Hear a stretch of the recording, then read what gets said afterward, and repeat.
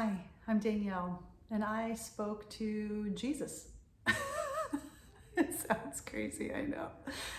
I was fully awake and sober, and I saw and spoke to Jesus, and this is my story. I don't know what else to do with it. I don't know why this experience happened to me, and I don't know what to do with it except for maybe share it. It's been over a year since this happened, and it's been constantly on my mind with what I'm supposed to do with this information. So to give you a little bit of background, I was getting a neurology master's and decided to stay focused on music. I've always been a singer, and I stayed focused on neurologic music therapy. And so for the past 15 years, I've been singing for patients at hospitals and teaching them stress management practices for coping with their diseases. And the hospital asked me to go get this specific kind of meditation teacher training, and so that I could bring that to the outpatient care. So I go, and part of the training is 2-week-long silent meditation retreats where you live like a monk. You sleep on a little cot, you meditate from 7 a.m. to 9 p.m.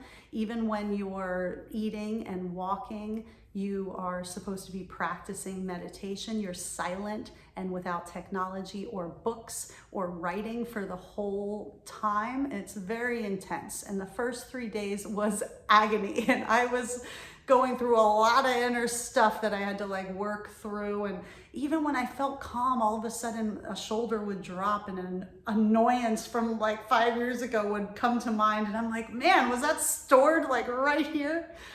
And it was nuts. But about the 4th day, I started to sort of settle in, After the 3rd hour and the 4th day of meditating, I was like, okay, I can sort of settle in and get some stillness, some moments of stillness. So I sort of jokingly in my head said, okay, Buddha, come on and teach me what I'm supposed to know.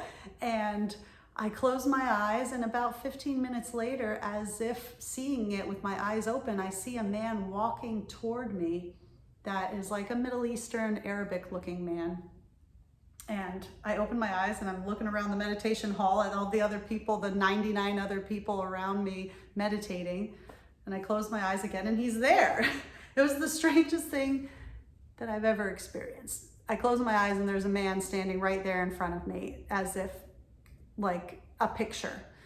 And he had this way about him that carried a bit of respect. So I didn't want to just be like, who the hell are you?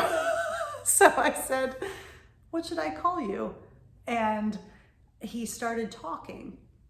And it was as if he was talking and I couldn't hear anything coming out of his mouth. So I'm watching and he's saying things and I'm not hearing it until I hear what sounds like Elohim, which I didn't know, and then Allah, which I know. So I instinctually sort of bowed my head and said, oh my goodness, thank you so much for, I forget what I said, thank you for being with me, something like that.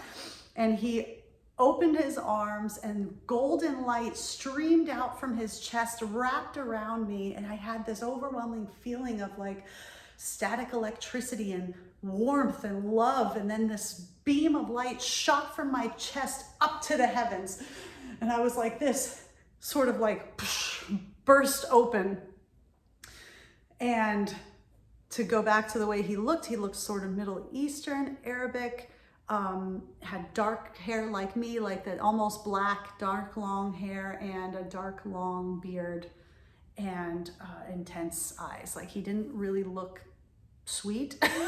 He wasn't looking mean, but he wasn't really smiling at me.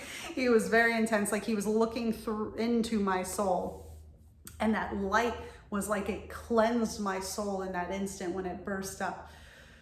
And I was just overwhelmed. And he showed me something else that was, I think, for me, that I'm still sort of processing, but that's another story.